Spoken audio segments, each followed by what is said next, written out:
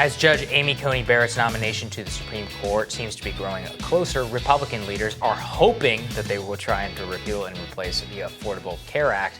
And what this replacement looks like still is very unclear. Here's what Trump had to say about his health care plan and pre-existing conditions when he was pressed by 60 Minutes' Leslie Stahl. Let's take a listen. It is developed. It is fully developed. It's going to be announced very soon when we see what happens with Obamacare, which is not good.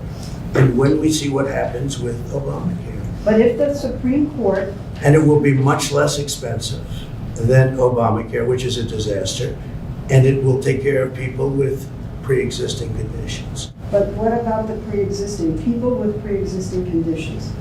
If the Supreme Court... Are protected. Will be totally protected. How? They'll be protected, Leslie. I mean, the people with pre-existing conditions are going to be protected as they are now. How? In any plan we do, they will be protected. Leslie, people with pre-existing conditions will be always protected, always.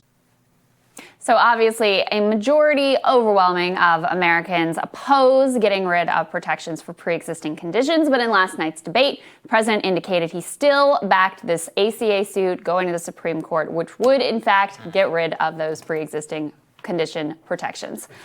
Joining us now to discuss all of this, who has a new piece up on these dynamics, is friend of the show and editor-in-chief with Jacobin, David Sirota. Great to see you, sir. Good to see you. Good to see you. Lay out your new piece and just bring people up to speed on what's going on with the Supreme Court case. It was a major point of contention with Democrats in the ACB hearings. And what new did we learn last night at the debate?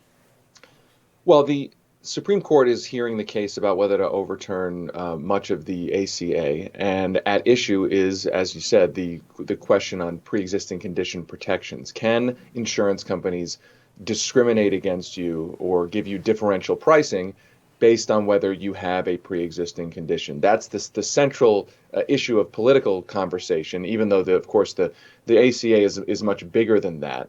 What the Republicans have done is said, listen, no matter what we do in the ACA, we're going to preserve the part of the law or a version of the law that protects pre-existing conditions. The problem is that the Republican bill to do that, the Republicans have a bill in the Senate that they are waving around and saying, see, we told you, we're going to protect pre-existing conditions. The problem is that if you read that bill, the fine print of that bill, it in fact reduces some major protections for people. For instance, it allows insurance companies to get around existing caps on out-of-pocket expenses. That is to say that there are these caps that say you as the customer, the patient, ultimately won't have to pay out more than a certain amount. The Republican bill basically allows insurance companies to get around that. It also potentially allows insurance companies to get around protections against differential pricing between men and women. Sometimes insurance companies try to charge women more for things like reproductive health services and the like. And the current bill by Tom Tillis, and by the way, it's many of its co-sponsors are those vulnerable Republican senators who are running for re-election because they want to be able to go out there and say, see, I'm co-sponsoring a bill that will protect you. So the bill basically weakens protections. And of course, the vulnerable senators who were co-sponsoring it and using it as a political defense, they have received about $2.5 million of campaign contributions from the insurance companies. Big shot. Of course they have. Right. It's just crazy, David. You know, we're 4 years in, and there's still not a coherent case on healthcare. It's mystifying. I mean, these guys had 8 years basically to cook up, repeal, and replace, and passed all these fake versions in the House and the Senate over and over again. And there's nothing. And there's still nothing after 4 years. And as I point out, a lot of conservative lawyers that I've talked to say that the ACA is not even going to get struck down. Almost certainly, even if ACB does make it onto the Supreme Court. So in that scenario, I want your prediction about what might happen in a Biden administration, because they've been they're very happy to have the administration give them the political gift of a lifetime trying to kill Obamacare at the court. Let's say that doesn't happen. Let's say Biden does become president. What's the healthcare dynamic in the Congress actually look like?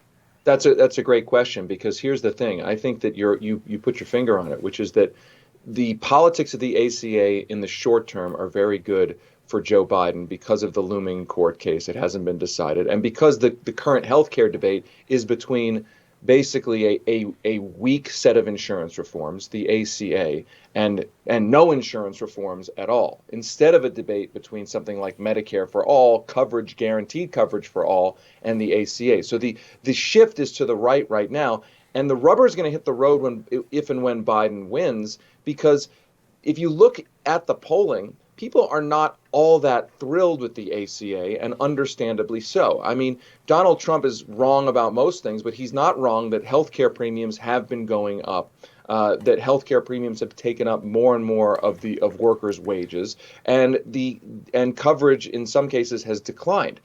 You saw millions of people who've lost their healthcare coverage during this pandemic. So again, short term, the politics are good for Biden, but if he's hoping that that's going to get him through, just get into office and just start saying, the ACA is good, that's not going to work. Now, he has said he wants a public option. And there's going to be a big question about whether is it going to be a real public option? Is it going to be a limited public option? Look, you've seen there was a Kaiser poll that showed that people who are 50 to 64, there was actually a steep decline in support for the ACA during the pandemic. And my guess would be is that's because people realize, those are people who use healthcare. There was a healthcare crisis. A lot of people lost their healthcare during the pandemic. It almost underscored the weaknesses of the ACA. So Biden really has to get off the ball on healthcare right when he gets into office. Yeah. What did you make of the healthcare portion of the debate last night? I found it extraordinary. I mean, all the framing about healthcare throughout the entire primary, throughout all of these debates is always right wing. It's Trump trying to say, like, oh, you really support socialized medicine, and Joe Biden being like, no, I beat the socialist. I hate socialized medicine. Meanwhile, Medicare for All has like 63% approval rating. People are losing their health insurance, as you rightly point out, by the millions during a pandemic. What did you make of that exchange specifically last night? And then do you think that progressive groups are well positioned to put any pressure on Biden on this issue if he is, in fact, the next president?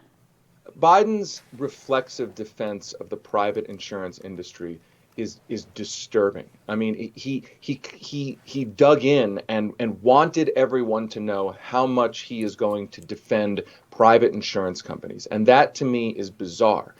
Donald Trump's behavior is bizarre. Here's a guy who's ripping on socialized medicine, and then also in another moment, he's bragging about how the healthcare system helped him get better from coronavirus. Of course, he was taken care of by a completely socialized healthcare system. Biden then said something along the lines of, people haven't lost their, if you like your doctor, you can keep your doctor, and Obamacare proved that that's true. When in fact, we know that employer-sponsored insurance, actually millions of people lost their access potentially to their doctor because they lost their job, because we have a healthcare system tied to employment. So the entire healthcare debate is almost divorced from reality. And again, I think if and when Biden becomes president, all of this stuff that can sort of be papered over on the campaign, all of it's the rubber is going to hit the road, where people are basically going to say, okay, listen, millions of people have lost health care. This is no longer a rhetorical debate. Maybe it was for the last 3 months,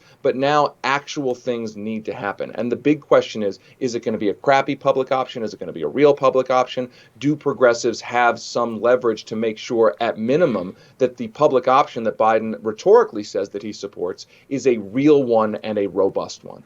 Let me ask you one more on that. I actually saw I thought this was kind of funny. I saw some polling where if you poll people on a public option, that is more popular than just the Affordable Care Act. I guess they like the sound of that better. As you probably know, I interviewed your old boss here, Senator Sanders, this week. And one of the things that he revealed that I hadn't heard him say before is that he's going to have Biden's going to have his 100 days agenda, but Senator Sanders is going to have his own 100-day pro-working class progressive agenda, included in that are some steps towards Medicare for all. I wonder what you make of that approach.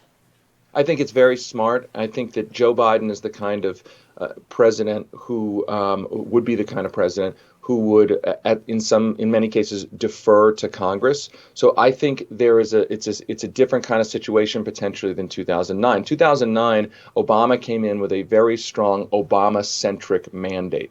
I think Biden will be coming in, if he wins the presidency, will be coming in on an anti-Trump mandate, but not necessarily a pro-Biden mandate in the way that it was for Obama, which then gives Congress more leverage, more power. The center of gravity may be more in Congress, which then provides an opportunity to somebody like Senator Sanders and other progressives to actually try to put things on his desk, put things in the middle of the agenda, to sort of be the ones that frame the agenda that moves through Congress. And I think that's a real opportunity for congressional leadership. Now, of course, there's going to be a battle in the Congress between, the progressive Democrats and the corporate Democrats, if the Democrats are in the majority, over whose agenda takes center stage. But that's I think a big opportunity for progressives, especially the new ones coming in who are more progressive. Yeah, that's an interesting distinction between Obama and Biden and the type of mandate that I hadn't really thought of. David, it's great to have you as always. Thank you. Thanks for having me. Good to see you, David. All right, up next, Team Rising. We're going to get their thoughts on the Hunter Biden, whatever happened this week. They're next when Rising continues.